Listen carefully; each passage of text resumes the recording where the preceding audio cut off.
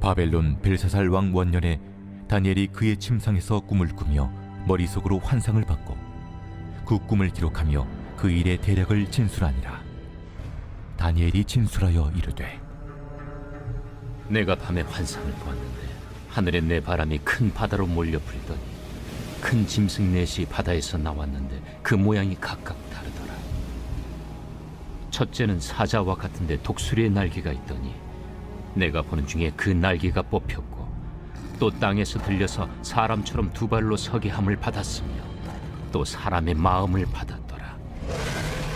또 보니 다른 짐승 곧 둘째는 곰과 같은데 그것이 몸 한쪽을 들었고 그 입에 이 사이에는 새 갈빗대가 물렸는데 그것에게 말하는 자들이 있어 이르기를 일어나서 많은 고기를 먹으라 하였더라. 그 후에 내가 또 본즉 다른 짐승 곧 표범과 같은 것이 있는데 그 등에는 새의 날개 넷이 있고 그 짐승에게 또 머리 넷이 있으며 권세를 받았더라.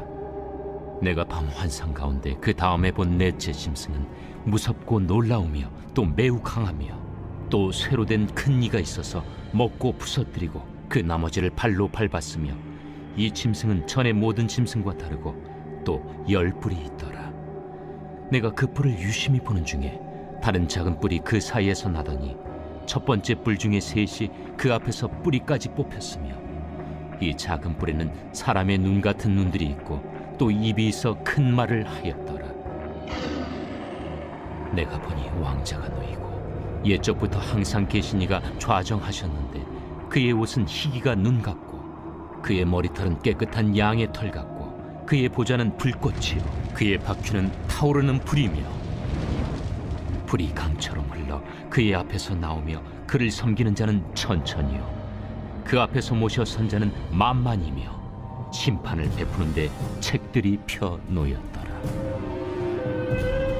그때 내가 작은 뿔이 말하는 큰 목소리로 말미암아 주목하여 보는 사이에 짐승이 죽임을 당하고 그의 시체가 상함받아 타오르는 불에 던져졌으며 그 남은 짐승들은 그의 권세를 빼앗겼으나 그 생명은 보존되어 정한 시기가 이르기를 기다리게 되었더라.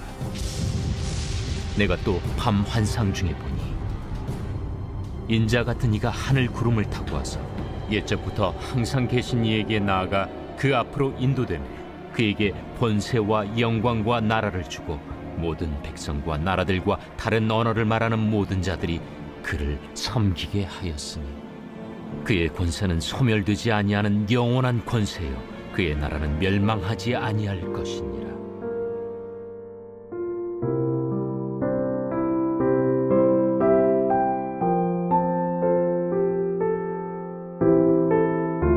샬롬. 다니엘은 2장에서 느부갓네살의 꿈을 해석해 주었습니다.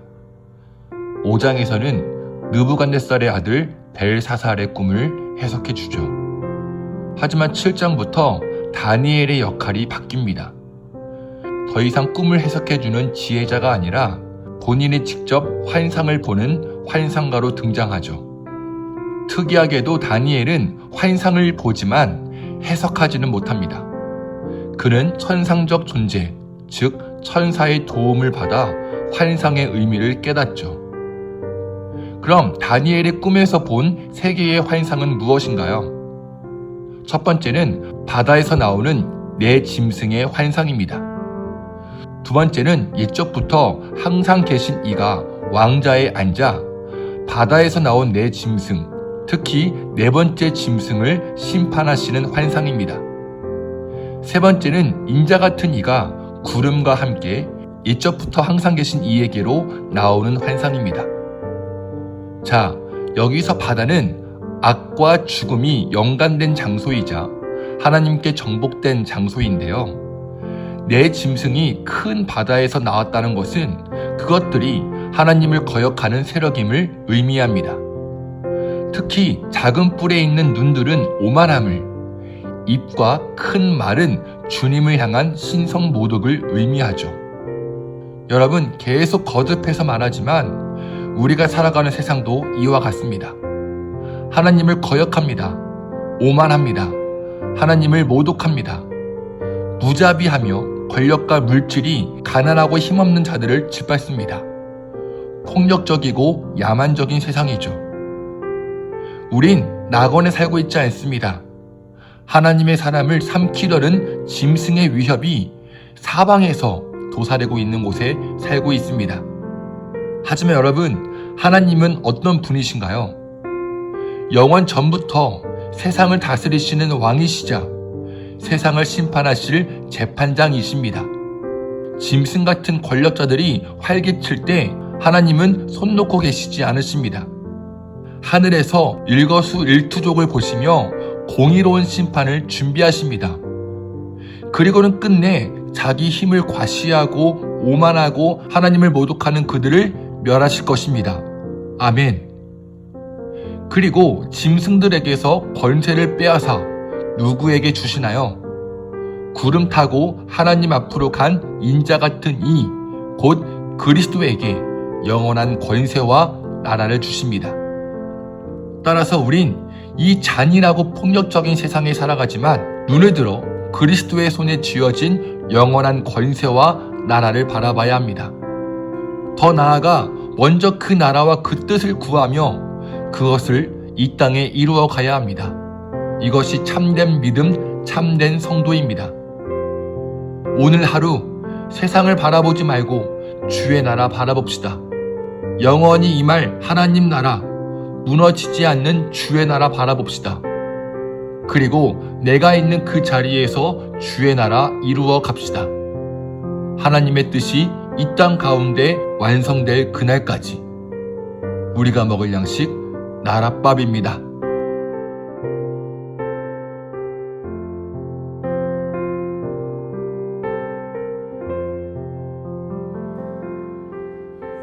이곳에 임하신 하나님 나라 가난한 마음으로 바라보리라. 먼저 그 나라 그 뜻 구하며 나의 삶 드리리. 주님이 맡기신 하나님 나라 믿음의 눈으로 바라보리라. 하늘의 뜻이 이 땅 가운데 완성될 그날까지 믿음 다하여 그 위에 서리라.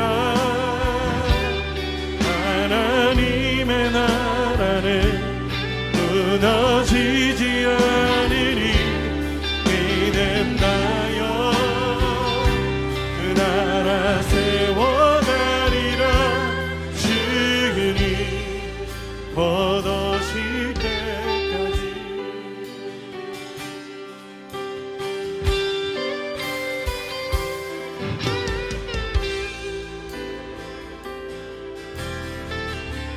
이곳에 임하신 하나님 나라 가난한 마음으로 바라보리라. 먼저 그 나라 그 뜻 구하며 나의 삶 드리리.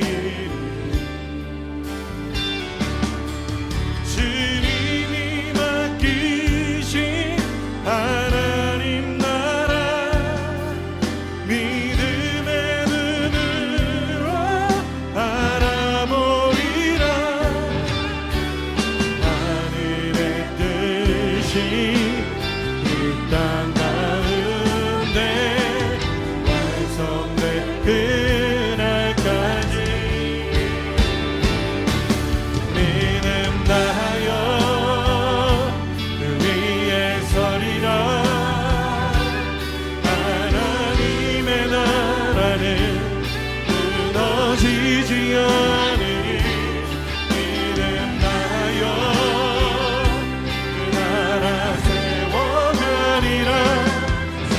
하나님 우리에게 맡기신 자리에서 우리가 믿음으로 서겠습니다. 믿음 다하여 그 위에 서리라. 하나님의 나라는 무너지지 않으리.